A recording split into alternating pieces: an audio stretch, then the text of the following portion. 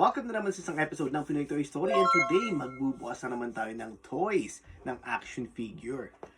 Boom! Ayan na, si Skeletor ng Masters of the Universe.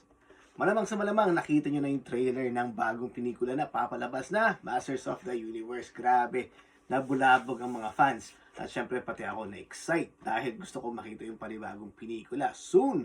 Kaya naman, dito muna tayo, buksan na natin to. So, this toy is an reissue. Ibig sabihin, hindi ito yung original na old school or Gen 1 na Masters of the Universe action figure. At sa pagkakaalam ko, nakailang remakes na sila ng mga laruan na to, yung ganitong style mismo. Diba? So, eto, lumabas noong 2021. Ayan, nakalagay dyan. At eto din yung ibang toys sa set na to. Ang maganda nga lang kasi sa line na ito o itong mga reissue na ito mismo, ay napakarami na niyang articulations. Kung makapansin nyo. Sa ibang videos ko din napakita ko na ang dami niyang articulations. Kaya naman mas gusto ko to kaysa dun sa luma. Pero syempre maganda rin na meron ka ng luma. It includes a mini comic sa pan-opening. Ayan. Ganda ng loob niyan. Ganda nyo naman. Wala nga lang wordings. Pero sakto lang.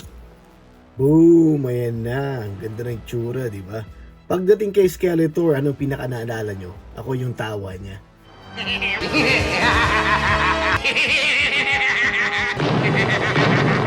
Sa likuran naman, dun mo makita ang kanyang mga weapons. Ayan na, si Skeletor. Ang ganda. Gusto ko yung mukha niya, no? Ang kulit.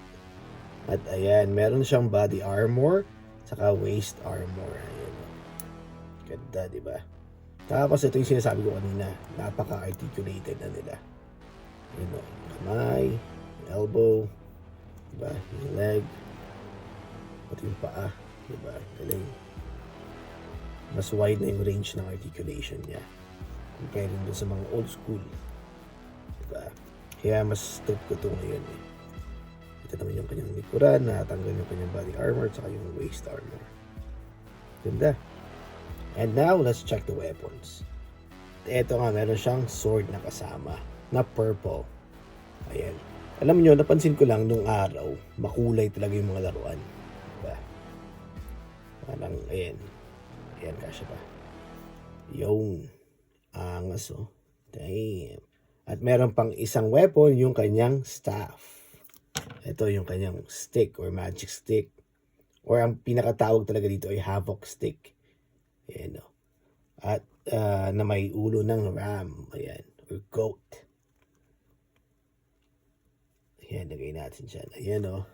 Boom. Ang angas.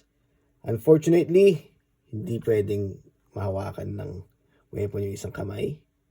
Nahuhulog. Ayan. Kasi ganyan yung tsura. Diba? Panalo, guys. Ang ganda. Diba? Gusto ko rin yung kanyang color combination. Diba? Parang para sa akin mas astig yung itsura ni Skeletor kaysa ni He-Man na action figure. At syempre, isasama na natin yan sa kanyang tropa na si He-Man. Ayan o. Lagay natin dyan. Boom! Ang ganda. Hanggang dyan na lang muna. See you again on my next video. Paalam!